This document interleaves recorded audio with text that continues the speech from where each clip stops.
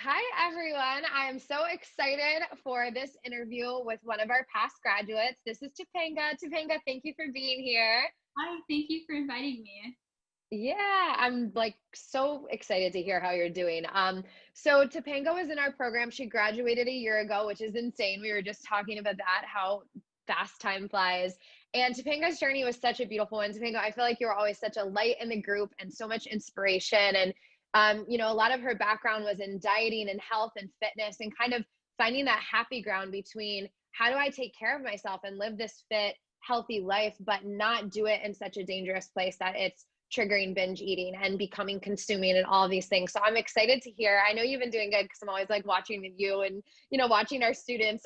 But I'm just excited to hear how that looks a year later for you, Topanga. I'm sure there's going to be a lot to learn from this interview. So before we go into all of that, I'd be curious just to let everyone know, where were you like prior to our program, prior to reaching out to us? What did your relationship with food and your body look like?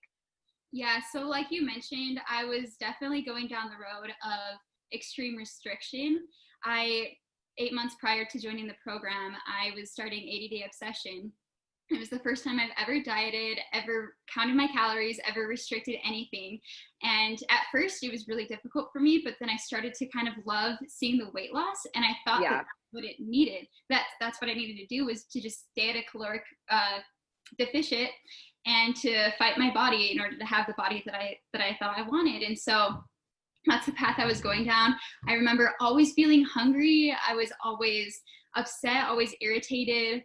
My life was just so depressed despite having the body that I thought I always wanted. And so my binging started probably 2 months after starting the 80-day obsession program. And I vividly remember my first binge because it was over 5,000 calories in one sitting. And I remember feeling so disgusted with myself. I thought that I had just gained 20 pounds. I was crying in front of the mirror, I was just looking, pinching my abs and seeing, oh my gosh, I've gained so much weight. I was so scared. And so the next day, I remember what I did. I ate a small breakfast and I fasted the rest of the day. And I did 2 to 3 intense workouts that day just to kind of make up for the binge. And that is where the binge gut restrict cycle was born into my life, was that day. And I didn't know that I was just putting myself into survival mode by doing that. I've become super hungry, and sure enough, within a couple days after restricting, I would binge again. And my binge foods were definitely things that I was restricting while I was dieting, things like fruit and carbs and high calorie foods, just everything that I wouldn't allow myself to eat was exactly what I was binging on. And so I knew that there was something wrong with me. I needed to get something, fixed. So I started doing kind of some self-therapy. I started listening to podcasts, doing some reading, but self-therapy can only go so far. I was still struggling hardcore, and I just had a hard time seeing food as food. All I could see were calories and macros, and I couldn't help but, even though I deleted my MyFitnessPal app on my phone, I was still mentally counting my calories, tracking how much protein I was eating. And so, I just knew I needed to go elsewhere. And that's when I listened to a podcast where I heard your story on there. And I remember I was on vacation. I was sitting in the back of the RV with my headphones plugged in, and tears were just rolling down my face. Oh my gosh, this girl understands my struggle. And it was the first time that I felt like I absolutely found something that was going to help me. And so immediately I looked you up on Google. I found your website, and I booked that breakthrough call with Stella, and had that breakthrough call within a couple days. And it was just, I didn't even think about it twice. I talked to my husband, he agreed, and started from there. Yay. That's so, well, not the struggle part's not awesome, but the, it just resonating with you and you jumping in so quickly. And one thing that really sticks out to me about your journey is, I think sometimes, we'll talk to a lot of women who, I just got off an interview, for example, with someone who had been struggling since she was 10 years old with the binge eating piece, right? And I think sometimes there's this belief around binge eating that sometimes it's like this dark, heavy eating disorder that starts in childhood. And it's because, like, in the psychology world, people will say it's like emotional turmoil, emotional trauma. There's like wounding from childhood that has to be healed to find freedom. And for you, like, of course there's the emotional pieces, right? Of course there's the self-worth and the connection to your body and all of that, right? But also too, we can see for you, like, this really started as a direct physiological reaction to a lot of the restriction. And yes, there's of course some psychological and all those other things, right? But it's not this thing that spurred from this deep dark place in childhood, right? It's this thing that happened later in life, and it was a very physiological reaction for your body. And I know when you come into the program, that's a part of what we teach, and it's a little different for everyone. But I think for anyone watching, that could feel a bit relieving, because sometimes people don't always find themselves in those other journeys, and they find themselves in a journey just like yours. And that doesn't mean yours was any easier, right? I know it was still so hard and tough. So, okay, so you come from this restriction and dieting, right? And trying to change your body and forcing it and fighting it. And then you come into our world and talk about that journey, what it was kind of like during the process, and then also where you're at a year later. Yeah, so honestly, I would have never imagined myself being where I am right now. Like, for breakfast, I had pancakes. That was several months ago. I actually am currently sitting around 20 pounds heavier than when I was when I started the program, which I only know that because I donate plasma and I'm able to see how much I weigh. But that doesn't affect me anymore, because food freedom is so much, I guess that is more important to me than having, being at 107 pounds, which, by the way, was not healthy for me at all. And just kind of thinking back on my journey, I have an overall better view of what health is now too. It has a lot more to do with how well your body functions and not necessarily what your body looks like. And so now I'm asking myself questions like, how is my menstrual period? How is my emotions? How is my immune system? All this stuff that I before was just like, okay, how much body fat do I have? How much do I weigh? All that stuff. And that's not as important to me anymore as having overall, clear skin and energy and, all this stuff that shows that you are actually healthy. And so, yeah. And I also have the faith to know that because our bodies have a set point, that was something that was also really big for me in my journey, was learning that our bodies have a 10 to 20 pound weight range where it can function optimally. And so you can literally eat whatever you want, whenever you want, and you don't have to fight your body to stay healthy. That your hunger signals aren't your body trying to get you fat or get you obese, that if you're honoring them, it's literally just your body trying to get you to survive. So those need to be honored. And so I do have the faith to know that if my body can comfortably sit at a lower weight, then it will happen without having to fight my body or having to diet or count or track anything. Your life can be lived normally. You can eat a burger whenever you want. You can eat fries whenever you want, and you can just live life. Yeah. I love that. That's so beautiful. And I love that you have faith and kind of see that, hey, maybe this gain happens, but it could maintain or it could release if your body's meant to go there. And I know when you first came to us too, you were, I don't like the term underweight or overweight or whatever, but I would say you were probably veering more towards, I don't know if I would say like a dangerous weight, but it was definitely a weight that would only be maintained if you were at like a caloric deficit all the time, which we know is not sustainable because it leads to binging and those kind of things. So, your body had to kind of go through that balancing out process. And I think for a lot of people, I always share that, what you have to do in the beginning isn't always what you have to do for the rest of life, right? Like eventually you get to a place where things get easier. And once you're out of that survival mode, things can start to balance out, and you can, and I'd be curious to see, and I know we haven't really talked about this, I'm curious to see what you say, but like, let's say, so for me, when I was binging, if I was like, I need to eat more veggies, or I'd like to eat more veggies, that would have triggered binging. Like that would have still felt restrictive. But for me now, if I'm like, oh man, I haven't been eating that many veggies, like, let me add some veggies into my meals. Like, it's like a seamless thing. So have you gotten to that place where you're able to like maybe make a move for your health or your energy or vitality or whatever that is without triggering the binging? Of course, yes, actually. So because I donate plasma, I do have to make sure that I'm getting enough protein in my diet, but really with eating enough. So as long as you're eating enough. But there have been days where I've come and my protein is low. And so I know that I have to kind of set my meals throughout the day rather than eating, bigger meals throughout the day. I have to spread them out so that it absorbs better, I guess. And so, but I'm able to do that now without feeling like I'm restricting myself, because I think in the past I would have done something like that and I would have felt like, okay, well, I guess I can't eat everything I want in this meal because I have to spread it out throughout the day, and that means I have to eat less throughout the day, or because I'm saving calories or whatever. But I'm not counting anything anymore, that I'm able to eat whatever I want, how much I want, whenever I want, and know that I'm not, I'm not triggering anything. I don't know if that even really makes Yeah.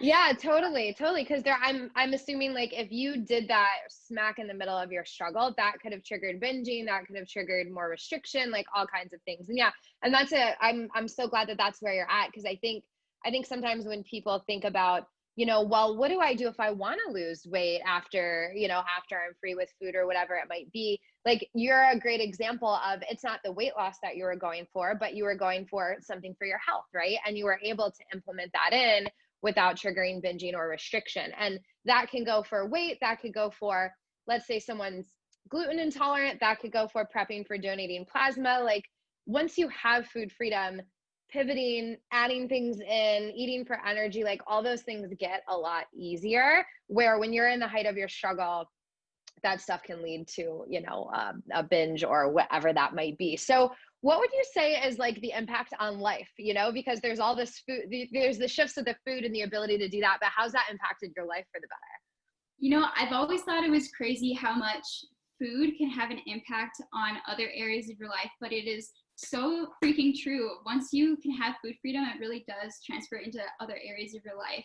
There's actually a book that I read recently. It's called The One Thing by Gary Keller. And in it, he asks, let's see if I can find the exact quote. It's, what's the one thing I can do such that by doing it, everything else will be easier or unnecessary? So for me at this time, food freedom was my one thing.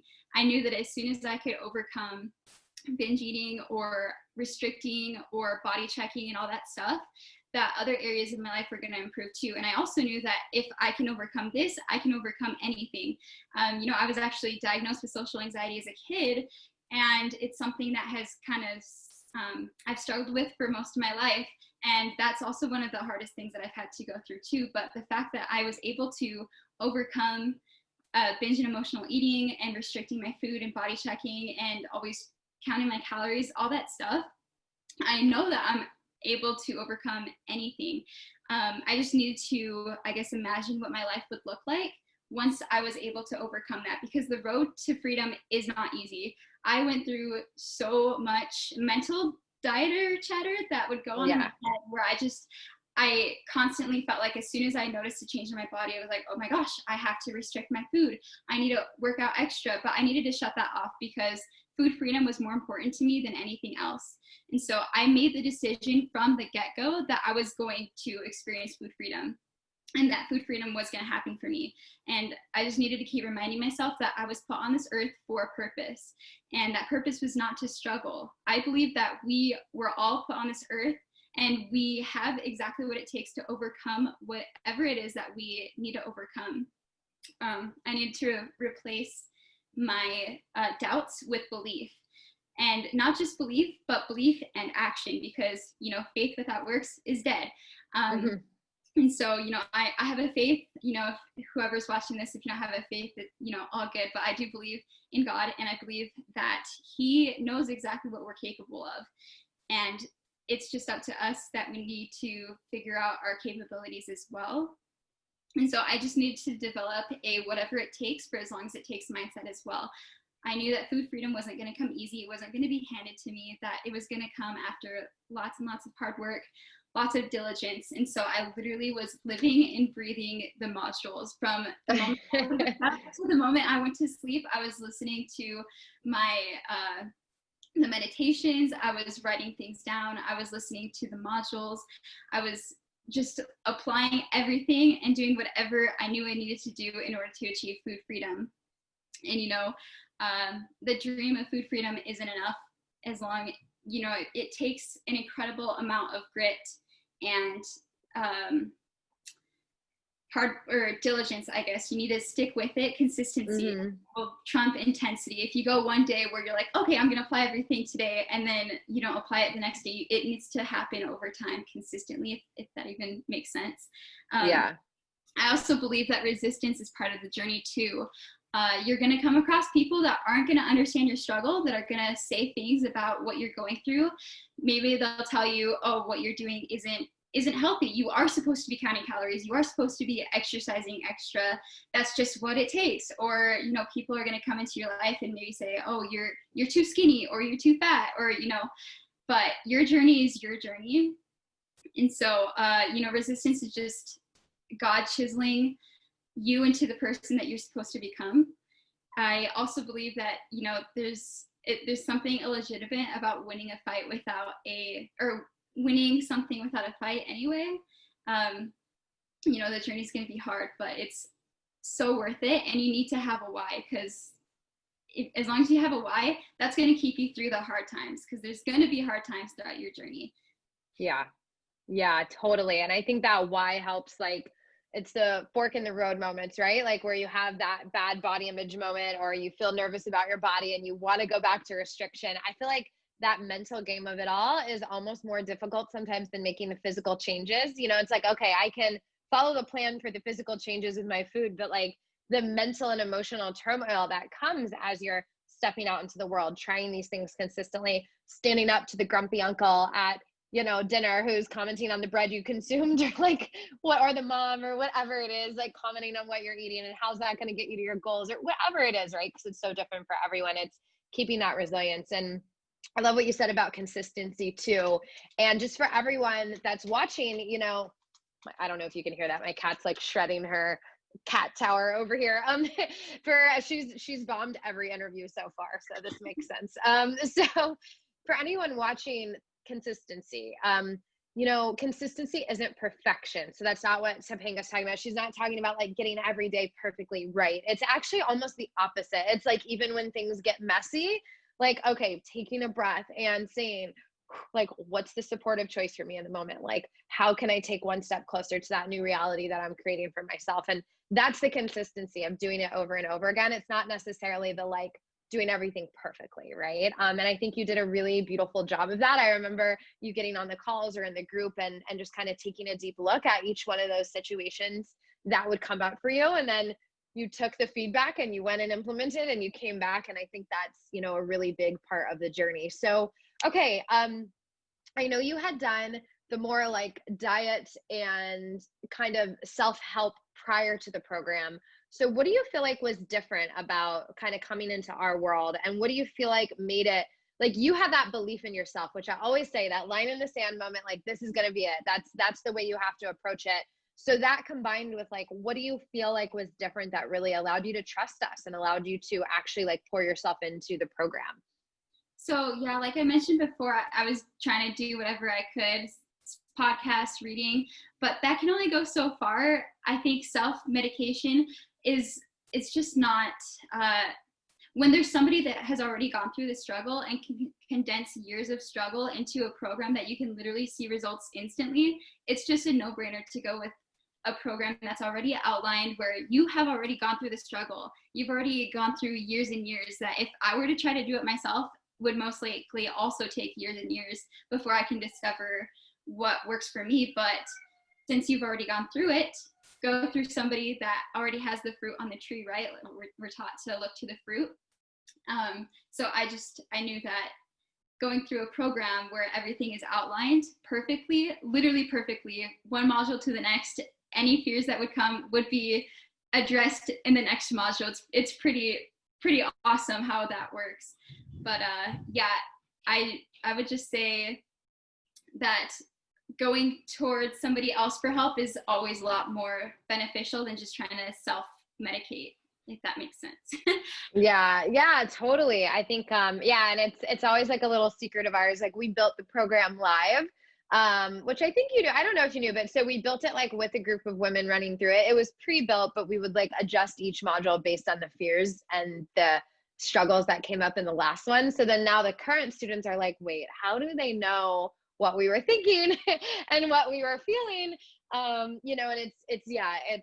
I'm so glad you felt supported through every step of the journey and loved the way it was outlined. That's amazing. And yeah, it's like, I think sometimes too, when we're in our own struggle and we've been doing things the same way for so long, like fear and just wanting that instant relief, like when you're feeling bloated post binge, you just want an instant relief. So having that third party, like walking you through those steps to not fast or not restrict or whatever that is to kind of get you to the other side and helping you keep the faith when you don't always, when sometimes it feels a little knocked around inside of you, I think is so helpful too. So awesome, Topanga. Well, I have loved this.